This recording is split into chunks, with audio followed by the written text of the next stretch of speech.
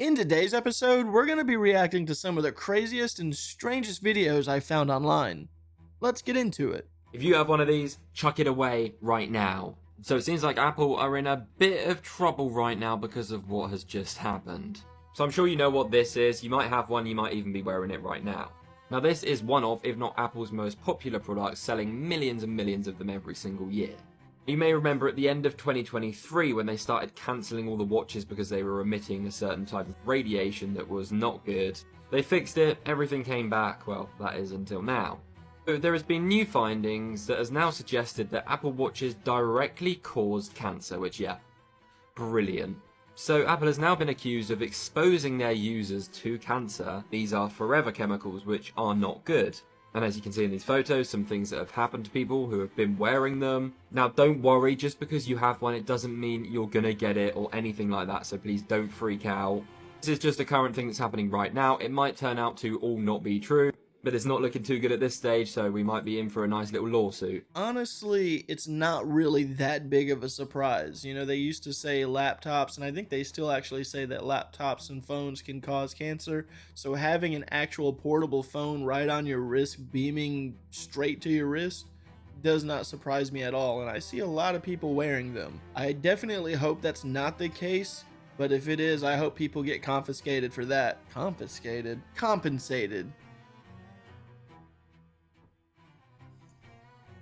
Y'all not gonna leave this one alone, huh? Okay. Before I start, I just want to say I'm no doctor. Okay, I'm no scientist. I'm no vampire. So take everything you hear with a grain of salt. RH, also known as rhesus, also known as the RH factor. If your blood type is plus anything, A plus, B plus, O plus, that means that you have the RH factor. Like 90% of people have the RH factor. There's about 10% of people who don't have the RH factor, which means your blood type ends with a negative. Now, what does that mean in terms of changing into a vampire, hypothetically? Because that's crazy, right? That's crazy. A person with RH positive blood won't produce anti-RH antibodies, which means they can accept blood from a person who has RH positive or RH negative blood. A person with RH negative blood will produce those anti-RH antibodies, which means they can only accept blood from someone else who has RH negative blood. Now, this next part is hypothetical. I don't even remember where I heard it from, I just heard it in passing. But it's been said that the anti-RH antibodies that people with RH negative blood produce protect them, keep them strong during the process of turning into a vampire. Now, I've said in past videos that 90% of y'all ain't making it. And I didn't come up with that number arbitrarily. I came up with that number because 90% of y'all are RH positive. But don't think because you RH negative that you're gonna get through. Y'all humans will get chemo for cancer and still not make it. I don't say that to be a dickhead. I say that to say, please stop asking me to change you. Live your life. Live your life. It's not worth it. You ain't making it. Also, just to answer the question, because a lot of people have been asking, we don't need y'all to reproduce. Like somebody said, oh, well, if it's that hard to change into a vampire, then how do y'all exist? The same way y'all exist. We don't need y'all for reproduction. That's not what we need y'all for. I have no clue what my blood type is. Comment down below what yours is if you know, though. You know, there's the whole mysterious scariness with the Bermuda Triangle. Well, there's a lot of theories of like methane gas being released, and like it creates the density on the water goes down, and like ships sink and stuff. And that you can't send any signal out from there, right? Yeah. Another theory is that there's a portal, and that you either go into the future or back in time, whatever. There's a theory that is been proven, but they've discovered it's called a rogue wave, and it's basically a tsunami, but there's nothing that creates it, it just pops up. And it was a theory, but they weren't able to prove it. But then an oil rig out in the Bermuda Triangle got video or a picture of it, and it's basically a wave that shoots up to 90 feet tall. Oh, no. But it's just one wave? It's just one wave. Ships have a PSI of like the amount of pressure that they can take from a wave or whatever. It's like the standard giant ships PSI, say it's like 150 PSI of like what it can take before it starts taking damage. These waves produce over 200 PSI. Oh, no. So they're saying that if it hits these ships, they literally just break apart. Just crumble. Yeah. What if there is actually something going on in the Bermuda Triangle and there's an entity or something out there is using that wave as a weapon to knock people back? That's a theory. This story is so insane. It's almost proof of reincarnation in a weird way. It happened in 1957 in England. It started off when these 3 kids were on their way to church. Yeah. When this crazy lady ended up hitting them with their car. This lady ended up killing these 3 kids, bro. But the 2 girls out of those 3 kids, they were walking with their friend, they were sisters. Yeah. The family was devastated. A year later, the father and mother, they ended up getting pregnant again. But this time they're pregnant with twins. Oh my God. I think I heard of this. She ends up having the babies a year later. Twin babies, twin girls. And the weirdest thing is, one of the twins had birthmarks that were similar to their first kid. Whoa. And she had like a birthmark on her left hip. Yeah, yeah. That her older sister had. And she also had a birthmark on her head that her sister had a scar on her head. And it became a birthmark when technically she got reincarnated or whatever. Yeah. While the babies were 3 months old, this family ended up leaving the town that they were from and moved to a different town. Yeah. But weirdly enough, as the kids started getting older, they were talking about this city that they've never been to. And the parents never told them about their older sisters or anything like that, or anything about this town that they used to be from. But they were able to talk about certain like parks that their sisters have went to, that they used to take them to. Kids were requesting to play with toys that the sisters played with. Yeah. Oh, and God. when they turned 4 years old, they took them back to the town that they're from. And the sisters were able to remember Where they died. no, like the schools that their sisters went to, and they recognized the schools. The girls are only 4 years old. Yeah. And the craziest thing is, they were terrified of calls. Really? Yeah. So a lot of people think that these new daughters are basically like the old ones. They got reincarnated into the sisters. Why is it the ancients always wore silver? This is going to blow your mind. Your brain and your body is a bioelectric system. Your body is basically a technological machine which serves as an interface that allows consciousness to interact with the 3D world. Your body's flow of ions and electrons helps to ensure that your body's bioelectric machinery operates harmoniously and supports vital functions, which is why the ancients wore silver and precious metals, because they enhance the flow of ions and electrons, which can enhance the flow of electricity within your body, making your brain to process information quicker, and can unblock any energy blockages within the meridian ley lines. You are an electromagnetic machine. The human body is a battery. This is why we have to charge ourselves constantly with energy. Silver is said to be one of the best energy conductors. Silver has the ability to minimize electrical resistance, which improves cellular communication and energy flow. This is the original reason why humans used to wear jewelry. Not to enhance our looks, but to enhance the functions of our electrical bodies. If you have neck, wrist, or ankle pain, you would wear a specific metal around this area. Let me know what you guys think in the comments about wearing silver and it being positive for you. I personally do not really wear jewelry. The only piece that I have on is my wedding ring. That would be kind of funny, coming in with silver chains, like really thick ones or something, with the blue robe. That would be a little wild. But let me know in the comments of what you guys think really of silver and it being beneficial for your body. Hey, if you haven't done so already and you're enjoying the show, give it a like. And if you're new to the channel, subscribe. For everyone that's currently watching and or subscribed, thank you guys so much for supporting the channel. I would also like to give a special shout out to all of my members that are on my channel. So to everyone that you see on the screen right now, thank you guys so much for being a member on my channel and supporting it that way. The following video is from a woman named Kristen out of New York. She looked outside one day and saw these unidentified footprints in her yard. And of course, people are saying they're bunny tracks. But there's a couple of things I want to point out when we're looking at these footprints. The size of them. Once she puts her foot next to it, it literally dwarfs her foot. They're probably a size 13 or even larger.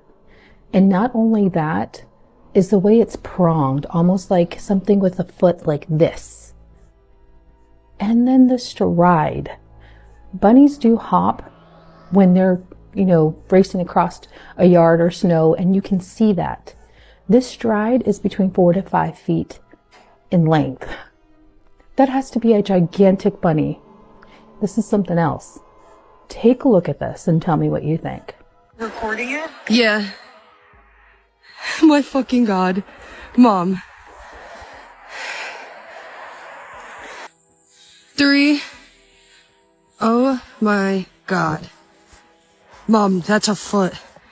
That's not no barefoot, Mom. Look at my foot. Look at my foot. Mom, look at my foot. Look at this shit. Oh my God. Unless it was a deer running, because they have the...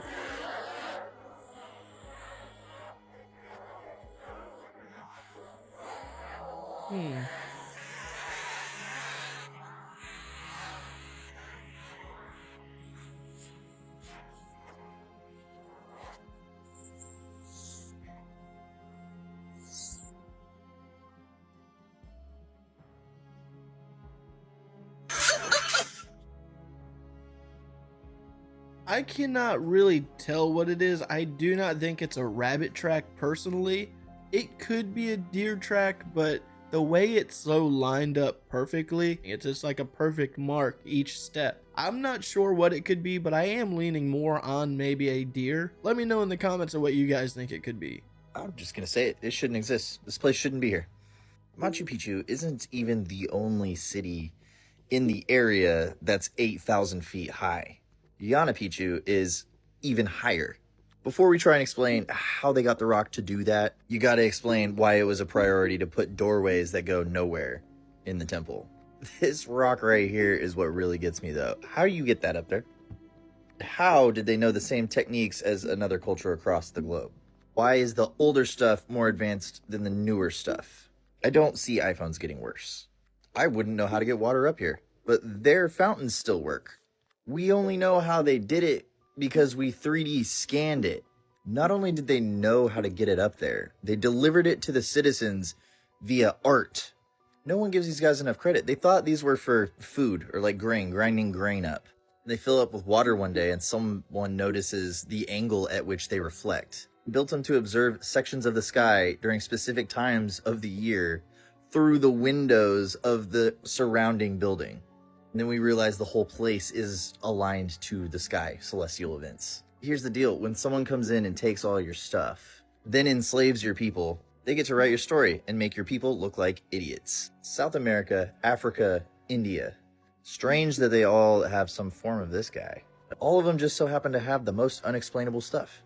Utterly unsatisfactory explanations for what it was, all of which make the natives look inferior. Maybe we should pay attention to what dead people say. In the summer of 1955, 17-year-old Andy Petro attended his senior class picnic. What started as a carefree moment quickly turned into something unthinkable. Andy dove into the water for a swim, but was struck by severe cramps that left him unable to surface. As his body sank lifeless beneath the water, something extraordinary happened. Andy recalls leaving his physical form and being pulled into a tunnel, not of darkness, but of radiant, all-encompassing light, warmth, love, and an overwhelming sense of belonging. He was greeted by presences, beings not of this world, who radiated unconditional love and compassion. He saw his life as a web of interconnected moments, where even the smallest actions rippled out. Andy says he understood the true nature of existence. Everything was connected, and time, as we know it, was an illusion. The love and peace he felt were so profound that leaving this place seemed unimaginable, but it wasn't his time. He was told he had to return. Moments later, Andy woke to the frantic efforts of his classmates who had pulled him from the lake and revived him. Though his body was back in the world of the living, his soul had been forever changed. Andy's story, shared with quiet reverence, has become a source of wonder for those seeking answers about life, death, and what lies beyond. What did Andy truly experience? Proof of an afterlife, or something our minds can't can't yet comprehend. I do find near-death experience talk very interesting. There has been some people that has shared their NDEs in my past videos.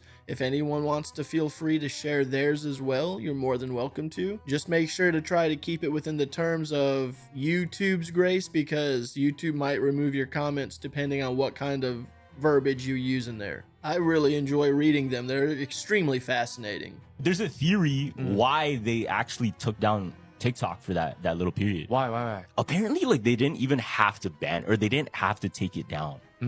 Okay.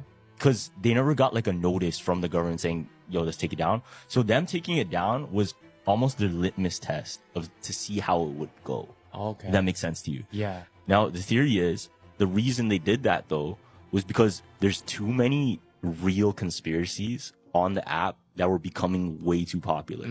Okay. And they just wanted to reset everybody's algorithm. Word. So a lot of people on TikTok right now, they're saying they used to have all of these TikToks of conspiracy theories, LA fires, Diddy, Luigi, and there was so much at once. Yeah. And it's hard to stop that from becoming popularized if that's what's going viral, right? So what happens to everyone's For You page?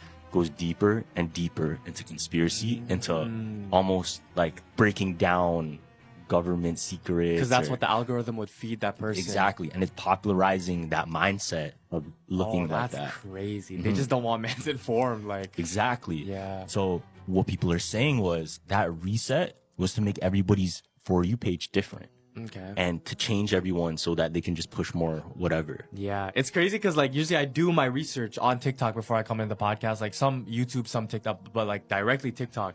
And there are some conspiracy theorists that I usually like take like I research stories from.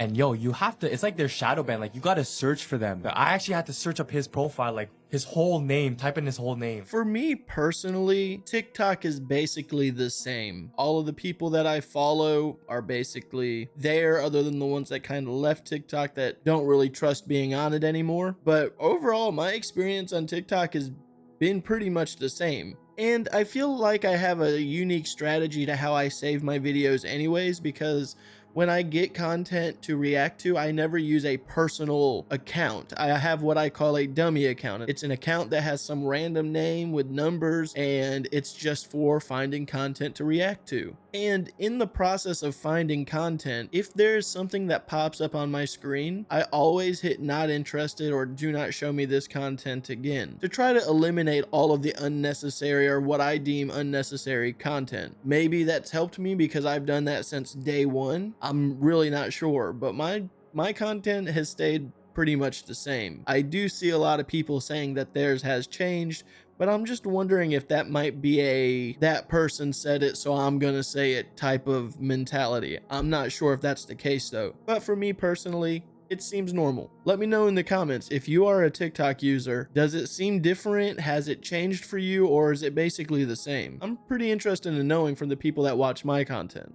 You all need to see what's going on in LA right now, because this is wild and we now have further developments. Yesterday, literally under 24 hours ago, people spotted this strange location on Google Earth. Go to these coordinates, you will find something very, very weird.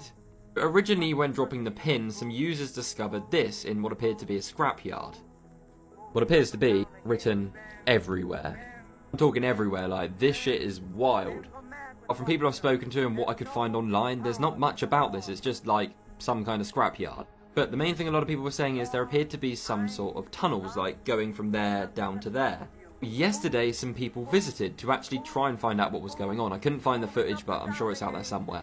Found some of these signs which were made from like rubble, chains, wood, all kinds of different things. But the concerning thing was where these tunnels could previously be seen was now covered by mounds of rubble, like they were being covered up. Beside some of the rubble, they found kids' toys, shoes, clothing, many other objects inside this one little weird area. Now, of course, no one has any idea what the hell is going on here. There was no one there. Even some streamers such as Lacey and Stable Ronaldo went here to see what was going on. Could develop a lot more, so hit that follow button. I'll keep you updated. Let me know what you guys think that could be. Now, there's some people in the comments saying that there is a port next to this, and to watch out for evergreen cargo containers, which that's a good point. I did see a couple months ago where there was a port that was picking up cargo containers and you could hear people screaming inside of them, or at least from what it sounded like, people screaming inside of them. That is something that probably should be investigated if so. This, though, could be some kind of humorous joke that people that work at the scrapyard do or something. I don't really know. But if you have any clue, let me know in the comments. This is what I'm really interested in. William Shakespeare once wrote to his wife, "Life is too short to only love you in one. I promise to look for you in the next." William Shakespeare's wife is named Anne Hathaway. Now, this is the actress Anne Hathaway and her husband Adam Shulman. So the playwright William Shakespeare, and she is an actress. This is the playwright William Shakespeare. This is the actress's husband. Guys, what if he found her? The more photos you look at, the more you'll truly realize that their resemblance is uncanny. Like, this man really looks like William Shakespeare. And what are the odds that her name is Anne Hathaway? Not only does she look like William Shakespeare's wife, Anne Hathaway, but they are both married. Shakespeare also said that Anne would be the famous one in the next life. Like, this is the type of history that I want to learn. And I really wonder if they talk about this. I feel like if this was me and my boyfriend, we would never shut up about it. Like, there's a picture online of some, like, emo-looking girl and Shaggy, and people always send it to both of us, and we never shut up about that. I mean, there's some similarities there. I've heard of this possibility before, but I don't know. It seems to be a little bit of a stretch to me. Let me know what you guys think. We need to talk about Seven. There's a newer creator on here who came forward with her experiences that she's been having with her boyfriend in a Ouija board since 2013. They've received a lot of information, including the day the world is going to end. They've also received a lot of information about historic events that they knew nothing about. I'm Becky. I'm a paranormal investigator and a talking board collector. I know a lot about Ouija boards and how they work. Here's what I think is going on. If you've never used a talking board before, you use a piece called a planchette on a board with the alphabet on it. You place the planchette on the board, and you and your friends lightly push your fingers on it. After some time, the planchette will start to move. Some people believe this is spirits, but a lot of research suggests this is actually a phenomenon known as the ideomotor effect, which means you're subconsciously moving the planchette and revealing information that you either knew or you had no idea that you knew. I don't think the creator's lying for views. I don't think she's being dishonest. I do believe the information she's received has come through. However, if you notice, the information she receives, like the dates from the history, are just the dates themselves. You can get any date in history and type in, like, what happened March 7th, 1943, or what happened October 14th, 1975, and you're going to get at least 3 historically significant events that come up. So what's happening is they're hyper-researching and analyzing the information, convinced that it does mean something. That's why the entity is communicating in all different languages. A lot of times when you use the Ouija board, you're going to get random letters and numbers, and if you research all day and night, you're going to find something that makes it seem significant. I would be more compelled to believe a spirit that spoke consistently in one language over time, and if they were saying the information about the specific dates. Everything they're doing, they're researching after to find out the significance rather than finding the significance from the spirit. The spirit would say, the atom bomb dropped on this date, and they didn't know that. That would be compelling to me. What you're seeing is called confirmation bias in the paranormal community. You receive a piece of information, you're convinced it means something, and you apply it as fact just because it showed up. Now, I haven't personally reviewed the files. I'm not saying anyone is faking anything, but I'd be curious if they could talk to Seven while blindfolded, because historically, anyone who's ever tried to use a Ouija board blindfolded has been unsuccessful. The other question I'd ask is, how many times has Seven communicated and you received total nonsense that you are unable to uncover? She says specifically in her video she doesn't know if it's real or not, and I just want to explain a little bit before everyone gets carried away and thinks the world's going to end in May. This is really similar to the pareidolia we see with spirit boxes. So if someone asks a spirit box a question like, hey, what's your name? You're going to start to hear a name come forward on the spirit box. So when they asked when the world was going to end to the Ouija board, you're going to get a date. It's subconsciously going to happen. That's how this stuff works. I do believe in the paranormal, I do believe in spirits, but I don't believe Ouija boards are the best way to talk to them. I'm not a huge fan. One thing that kind of gives me the willies, and I'm not sure if I would ever try it, is a Ouija board. I've had the opportunity to try them, and something deep in my gut just tells me I should just stay away from it. Not quite my cup of tea, but the stories that come from them are fascinating. It's the whole city. Okay, you guys, I'm kind of freaking out, and it's hard for you to see it, but if you look closely at the city, watch. all of the lights are gonna suddenly start blinking. Do you see?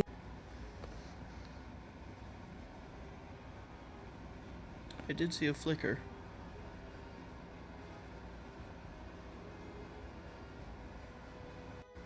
It's throwing me off so much. I hope that you guys can see it through the rain.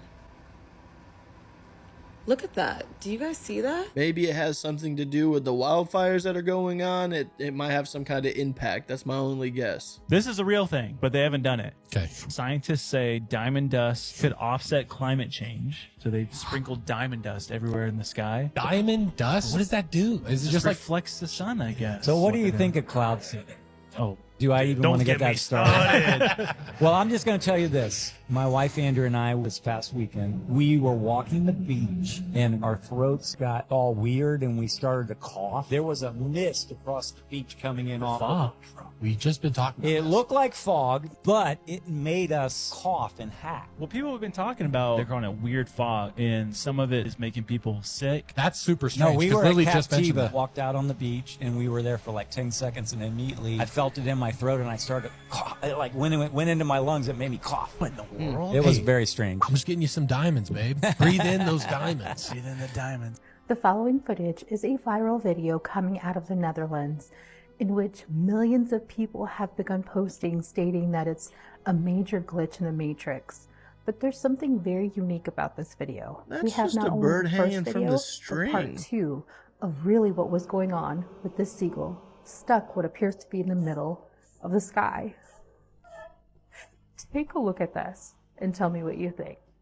Is dus brandweer gekomen omdat er een duif of een meeuw hangt, maar aan een draadje of zo. Maar hij zweeft in de lucht. Hij leeft nog. I mean, I don't see a string there, but there's clearly a bird that's hung up on some kind of wire or something that's just not visible to the eye. I don't know if you know this, but we're actually competing with AI for water. Wait, why water? Oh, you didn't know this? Why water? So, because AI, whenever you put like a prompt in, right? Yeah. So say like, and there was a whole article posted by, I think it was like Daily News, and if you put in a prompt that says, "Can you make me an email of 100 like words?" Right. So this is the exact amount of water that it takes up. Hold on, I'll show you. Okay, boom. So it uses 519 milliliters of water. For right? AI to write something? For AI, only 100 words email. But where does the water go? Whoa. Huh? What do you mean? No, because you know how AI has all the... It gets powered by water. That's what I heard. Like water generators? Yeah, water generators, because all like the... electricity? Yeah, all the tech is... There's a bunch of tech in one room that needs that amount of electricity. So it's from water. So boom. So and now you're thinking about it, look, it says ChatGPT has 200 million users. And if you do the math, if they all ask for 100-word emails, that's 207 million liters of water per day. And that's on the article. That's not including Google. That's not including Meta, because Meta's using it now. None of that. That's just one person asking it, oh, yo, write me an email real quick. But that water wouldn't be drinking water, though. It wouldn't, but like obviously it's water still at the end of the day. Big deal. I don't think it's a big deal, but it is kind of like that hook. That's a crazy hook.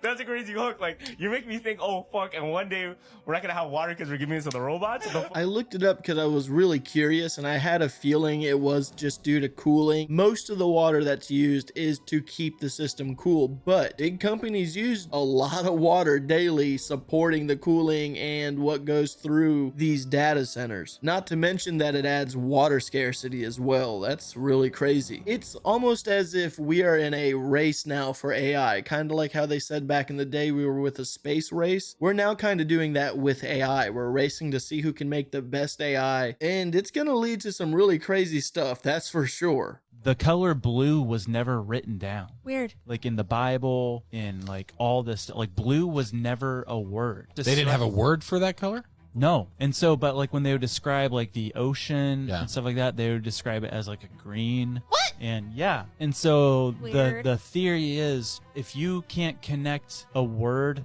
with a color, can you not see that color? And so they did an experiment. That's crazy. They did an experiment in this tribe somewhere in Africa. It was like the bush people. Yeah. And they also have never heard the word blue. Okay. And so it's this graph of like 12 squares, and they're all green, right? And then there's one that's like a bluish green, but it's like very different. Like all of us would be like, oh yeah, that one's different. And they had these people look at it, and they were staring at it, and it took them so long to figure out which color was different because they don't know what to look for in the blue. They're like, find the one that's different. It was weird. If this isn't a reminder to eat your veggies, I don't know what is. Here is a closer look of this man that ate only meat, butter, and cheese. Sounds good. His diet included between 6 pounds and 9 pounds of cheese, sticks of butter, and daily hamburgers. Daily? His cholesterol was over 1,000 milligrams, while normally it should be under 200. So, oh my god. Whew, that sounds like that guy's living his best life, but dang, I can eat a good bit of food, but that put a hurting on me just thinking about it.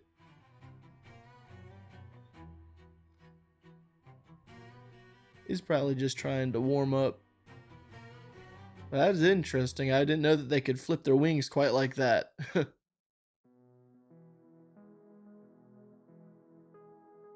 Planets are not what you think they are. They are not big balls in the sky. They are more like frequencies, okay? So before you even start watching this video, get that out of your mind and stop thinking about the 9 planets that we were taught growing up and just focus on these 7 luminary planets.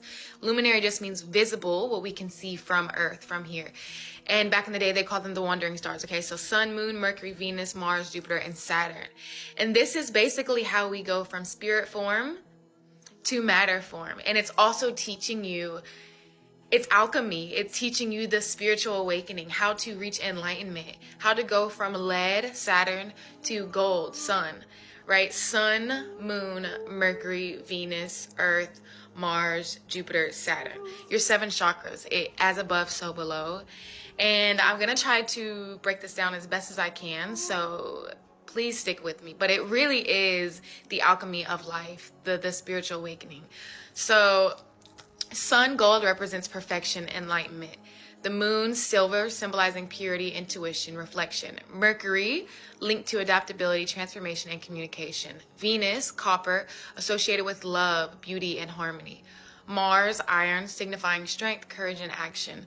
Jupiter, tin, representing wisdom, expansion, and abundance. Saturn, lead, symbolizing transformation, discipline, and the base material to refine into gold. Okay, a lot of philosophers understood this back in the day. Pythagoras, Plato, so many understood that, you know, to reach alchemy, the alchemy of life is within us. And it is going from that base metal Saturn material world, the material world, to reaching higher levels of consciousness. And the 7 chakras, the 7 planets, they also represent the levels of consciousness, okay? So you have your, and I'm going to read out of the book, you have your physical, etheric, lower astral, astral, higher astral, mental, and Buddhic. And as dimensions descend from the Buddhic, their destiny increases.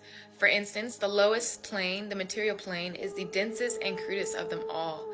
The Buddhic plane stands out as the most lucid and formless among them all.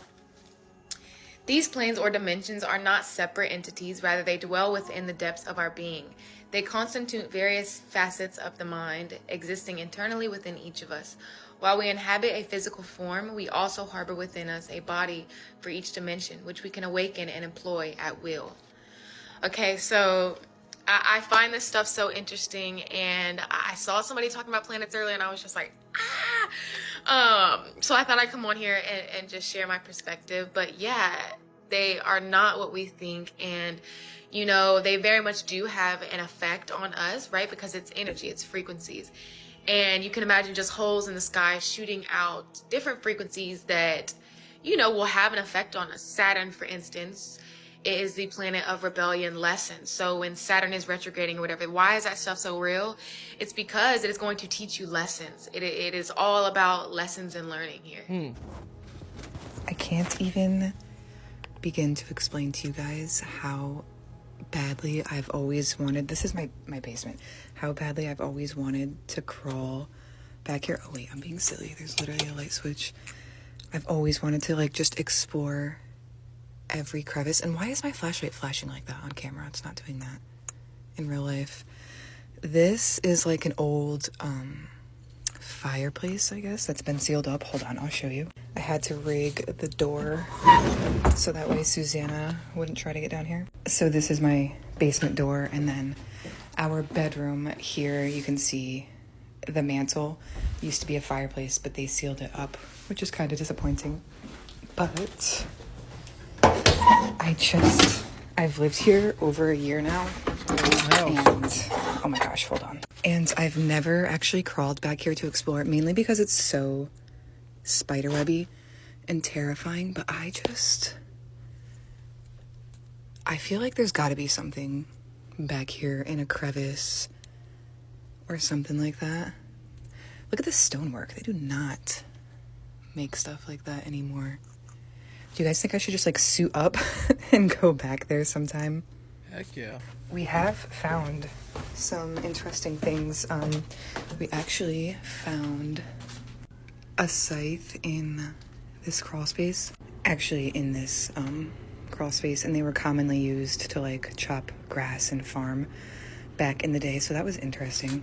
But this house was built in 1763. Ow, gosh. And I don't know.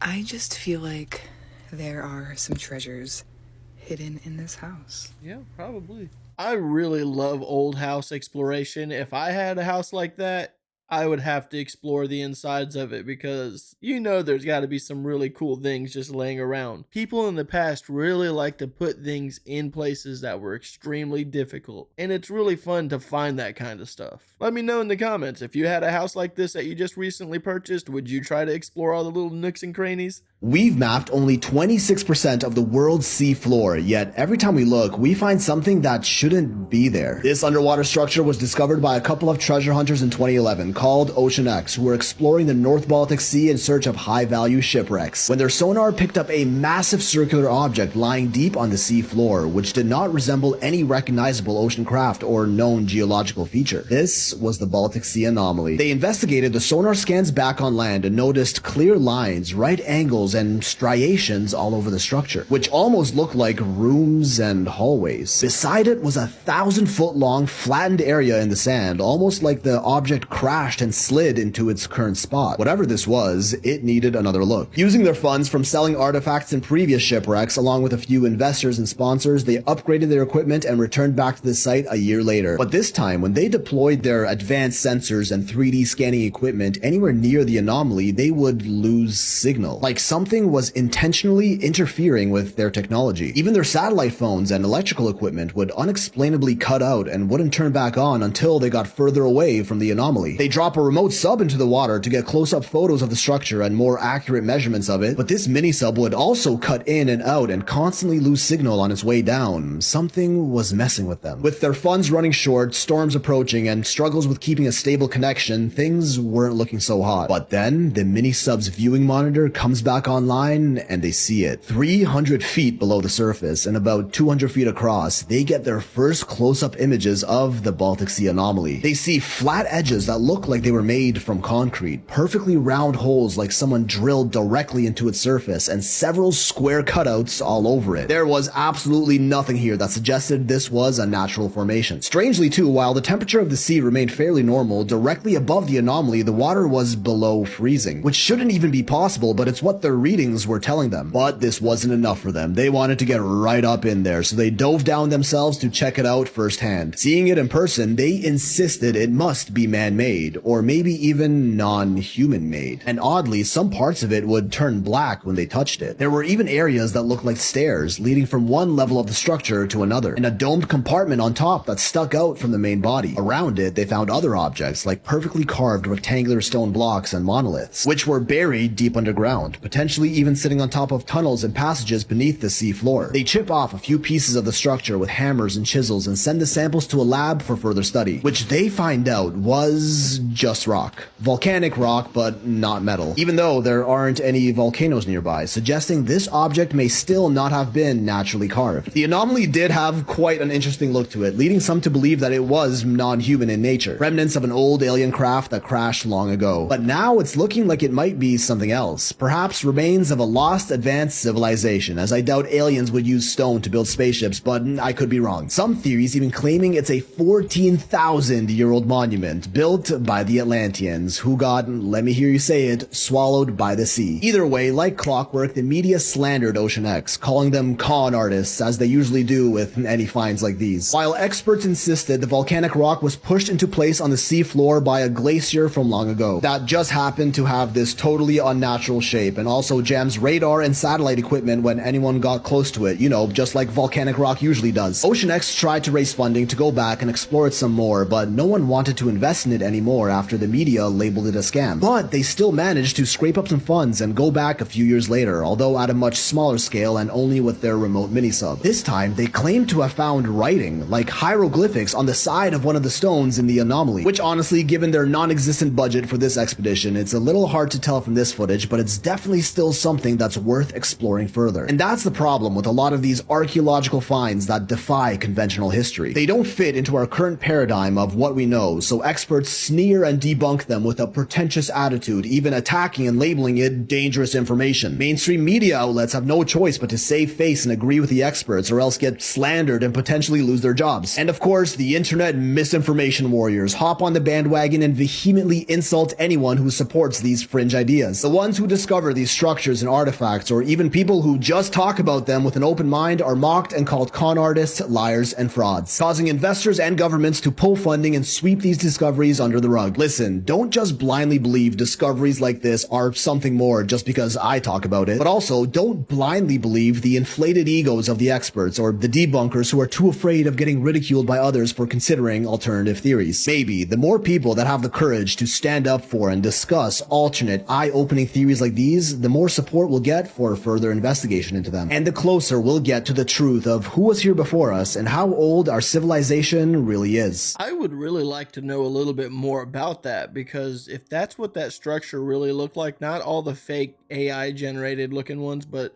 the one that was supposedly the scan, that did not look like it came from a volcano or anything like that. I would really like to see that in person. It's a shame that there's people out there that have so much money that not only could they help people in the world, but they could do research onto this kind of stuff probably a whole lot cheaper than going to space. Maybe though, water exploration is pretty expensive, but nonetheless, I would love to have more exploration done in the oceans. Alright guys, I'm gonna go ahead and end today's video. As always, if you enjoyed any of the clips that we watched, a link will be in the description that'll take you to all the videos. And with that being said, have a good day.